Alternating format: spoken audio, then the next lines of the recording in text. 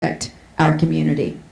Now, therefore, I, Donna Deegan, by virtue of the authority vested in me as mayor of Jacksonville, do hereby proclaim December 4th, 2024 as Fallen Firefighter Memorial Day in Jacksonville, and urge all residents to join me in remembering and honoring the 26 fire and rescue personnel who made the ultimate sacrifice for our community, and extending support to these families and loved ones of our fallen heroes.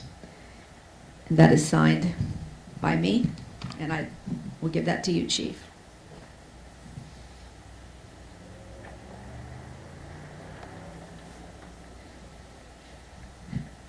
Thank you, Mayor.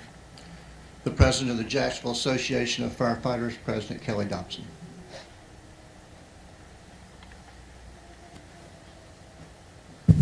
Thank you for raising that up. Mayor, yours is always down a little bit. Let me first of all welcome everyone to the 2024 ceremony. I know we have come here annually. It used to be a lot smaller, but I think that shows the commitment and the dedication of all of us sitting here today, because a lot of the members do not have to be here. And I mean a lot of our constitutional officers, the other agency, our brothers in blue, and this has grown annually, and it's really something to be proud of, I think, as a city, for all of us to recognize. Mayor Deegan, City of Jacksonville administration, our constitutional officers, our judges that are here, Council President White, and other council members that are here, thank you for coming. It means a lot to the people sitting behind you that are in dress uniforms to have you here. Fire Station 1 and the members who maintain these grounds. It did not look like this years ago, even though we took pride.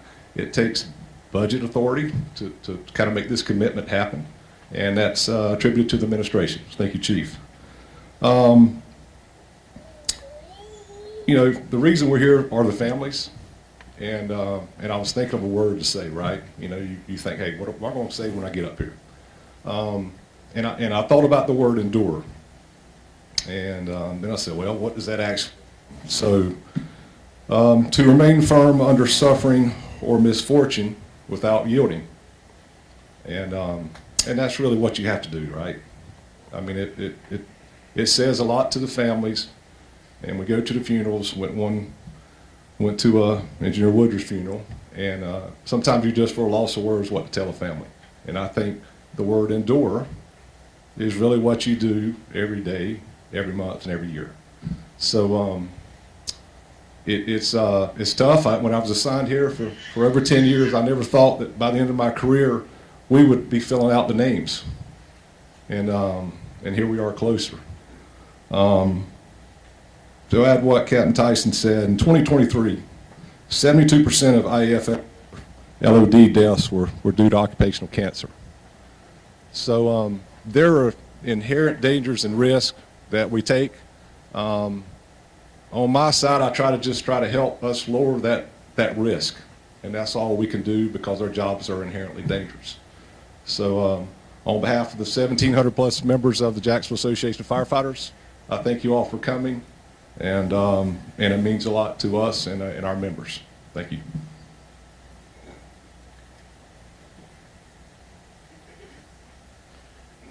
Our Director and Fire Chief, Keith Powers.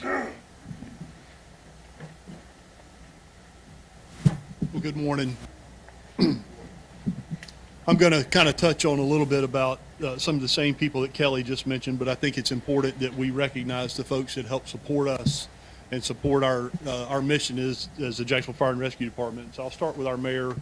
She, one of her top priorities in her administration is public safety, and she has shown that through the budgeting process and through her actions and by being here today. So Mayor, thank you for doing what you do. One of our own council, President White, and the city council, they have to support those budgets, and they have always supported our budgets and done what is necessary to give us not only down here, but treating for our men and women that serve every day what they need. So thank y'all for what y'all do. We also have a lot of other elected officials in our presence that I just want to thank you for your attendance and for your support. Our union president, Kelly Dobson, he works hand in hand with us to ensure that we are providing the safest atmosphere for our folks to work in. So Kelly, I appreciate your partnership in that. Our former fire chiefs, a lot of them are my mentors that are here. I thank y'all for being here as well. And of course, as Kelly mentioned, Station 1, they have a huge task in maintaining these grounds, and they do it with honor and with pride. But most importantly, I want to thank the families of our fallen who are here today, who have paid the ultimate sacrifice in service to this city. It means a lot having you here, and it means a lot to me personally for you to be here. You know, today we gather at this sacred place to honor and remember those who made the ultimate sacrifice in service to our great city. Once again, I must stand before you and sadly say that we're here to add another name to this memorial wall. And not only must we add this name to the wall this year, but in the last few weeks, we lost another firefighter in the line of duty, and that's Engineer Jason Woodruff, who passed away from an occupational illness. And Jason's name will be added to this wall alongside the other heroes at next year's ceremony. I do ask that you please keep his wife, Jen, and her family in your thoughts and prayers during this difficult time. You know, back in April of this year, I received a call that no fire chief ever wants to receive. Robert and I were at dinner with Bubba and Amy Blanton when my phone rang. When I saw it was our health and safety officer, my heart sank because I knew he would not be calling me on a Friday night unless it was something serious. After answering and hearing the news about Engineer Heath O'Shea, my fears were confirmed, and early the next morning, JFRD lost another firefighter serving this city. You know, today we're here and we're going to add Heath's name to this sacred wall in honor of his selfless sacrifice. And although this is the highest honor we can pay to Heath for his sacrifice, his wife and family are left behind to grieve and mourn the loss of their hero.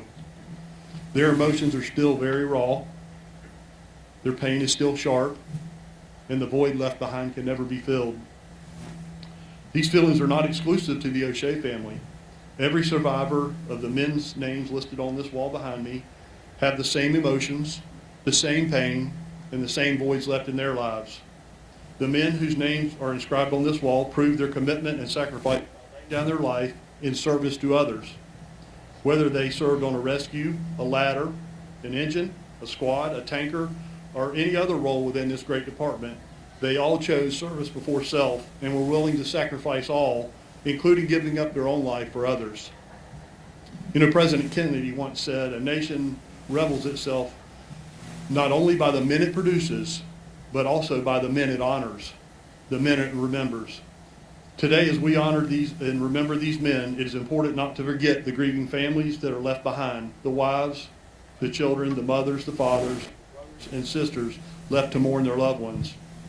And although there are no words I could say to take away the sorrow that you feel today, we as a department and city can pay honor to these heroes. In fact, it is our duty as a department and city to ensure that the sacrifice of those lost will never be forgotten, and hopefully the survivors will see or hear something today that will give you some comfort. Comfort knowing that your loved one didn't die in vain. They died serving others. They died performing a higher calling, a calling that most will never understand, a calling that most will never have the courage to perform, a calling that only a very few in this world will ever answer. Survivors, you can find comfort knowing that the men listed on this wall answered that call fully knowing the danger, and they still chose service before self. You know, that's the definition of a hero, the definition of courage, it's the definition of sacrifice. And although there is nothing we can do to bring back your loved one, know that under my watch, JFRD will never forget the sacrifice your loved one and your family has made to this city and this department. I know today is a day of sadness for those surviving family members, but I can only hope there is some comfort in knowing that these heroes' names have been forever enshrined on this wall as one of JFRD's greatest. I will close with the same thing that I say at the end of every one of these fallen firefighter memorial services. And that's, I pray every day that we have added our last name to this wall, but the truth is we have not. This is an inherently dangerous business, and for those that get the honor of wearing this patch, the risks are well known. Death can happen in a fire, in an accident, from exposure to carcinogens, from a vicious attack while transporting a patient, or any other number of ways. But the men and women of JFRD are part of the select few that choose to serve others no matter the cost.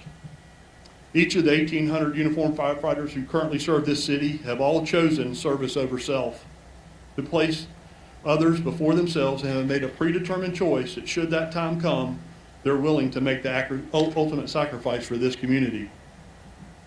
When each of you go home tonight and lay down your head, you can rest peacefully knowing that the women of the greatest fire and rescue department in the country are on their post and they're ready. And know should something bad happen, they're coming, and they're coming fast. Willing to do anything to save your life, including laying down their own. And if you don't believe me as evidence, just look at the 26 heroes' names inscribed on that wall behind me. I'm going to add a little piece into that.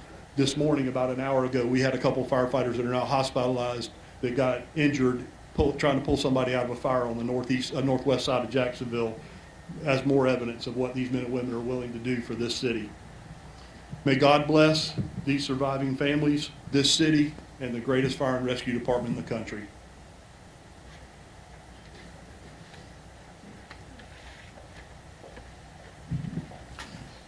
Honor Guard Commander Justin Adler will now read the roll call of the following.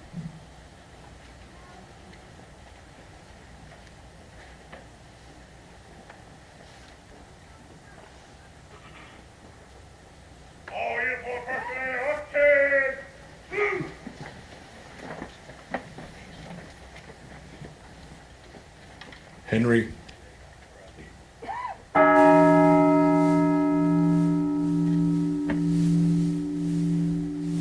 Sam L.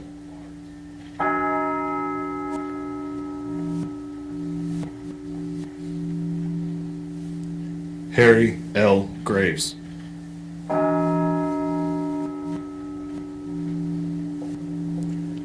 German J. Williams. William E. Holloway.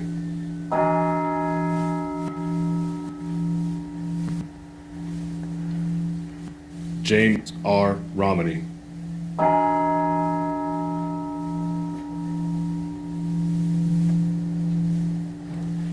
Dillard D. Pinkston.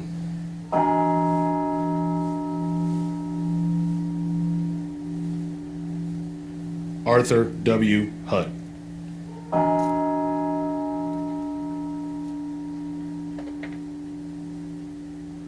Walter W. Flowers.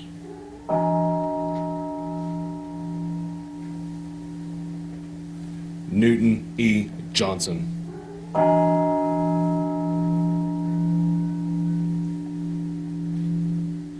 Leon J. King, Jr.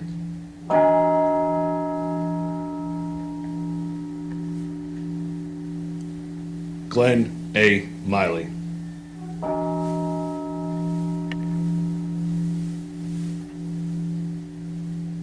Ronald H. Jones.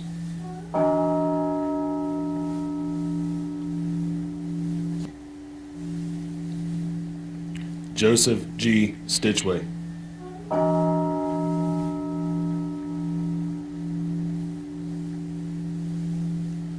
William E. Albritton.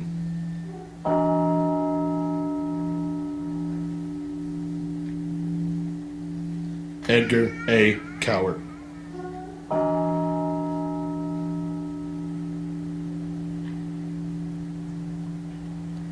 Leon L. Benton.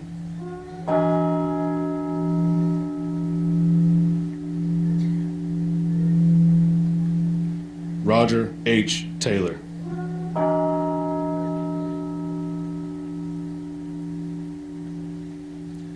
Glenn A. Rogers.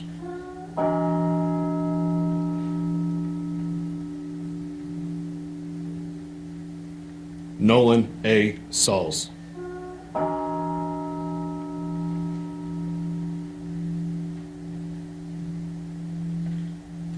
Carl K. Kramer.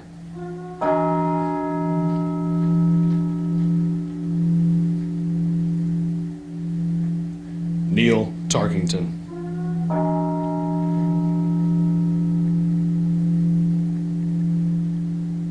Thomas M. Barber.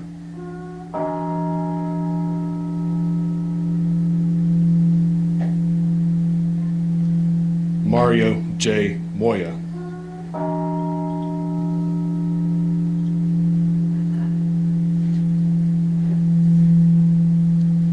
Michael L. Freeland.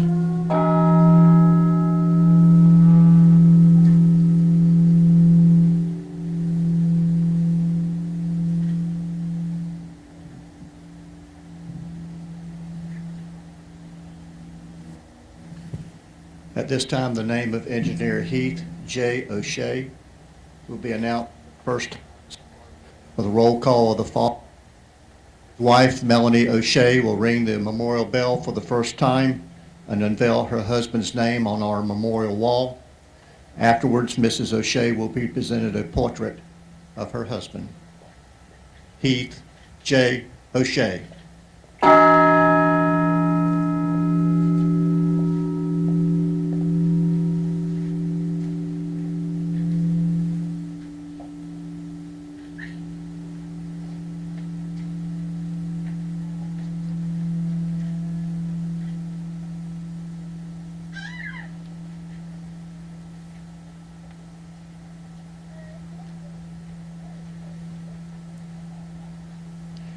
Captain Beth Harkins will now share some of her memories of Engineer O'Shea.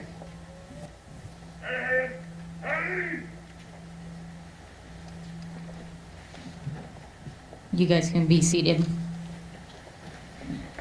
Heath began his career with the Jacksonville Fire Department in 2003. It wasn't until several years later that our paths would cross in Mandarin, ultimately leading to the formation of our friendship. Through Heath, I had the privilege of developing a close friendship with Melanie, Simon, and Lily as well. I've also had the privilege of getting to know the rest of Heath's family throughout the events we've had this year to celebrate him. Heath had many eclectic interests: unique beers, bourbons, homemade candles and potpourri, exotic teas and coffees, grilling and smoking, a timely placed dad joke, and his latest hobby of canning. He also wore many hats: husband, father, brother, son, uncle, nephew, cousin, firefighter, engineer, minister, notary, and so on. Heath was unapologetically himself, and it's what made each of us who knew him love him. Heath's love for his family was evident in the emphasis he placed on them and the delight he took in spending time with them. Heath's passing has had a profound impact on his family, friends, and colleagues, and his legacy will endure.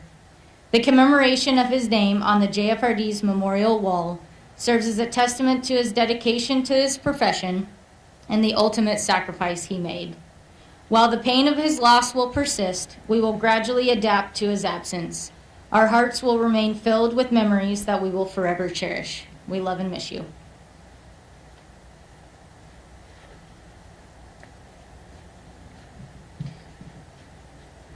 Memorial plaques are displayed in the home stations of our fallen firefighters.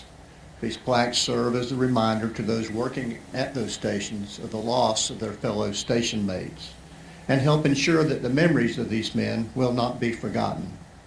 At this time, District Chief Aaron Biebernitz, Fire 3, assigned to Station 54, Engineer O'Shea's home station, will be presented a plaque which he will take back to Station 54 to be displayed in perpetuity.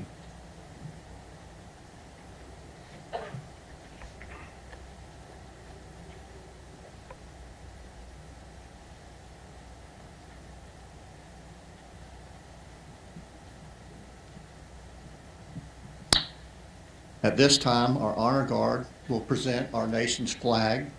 Following the flag presentation, our partners with the Jacksonville Sheriff's Office firing team will render a 21-gun salute. As a warning, it will be loud. Following the 21-gun salute, taps will be played, followed by the playing of Amazing Grace.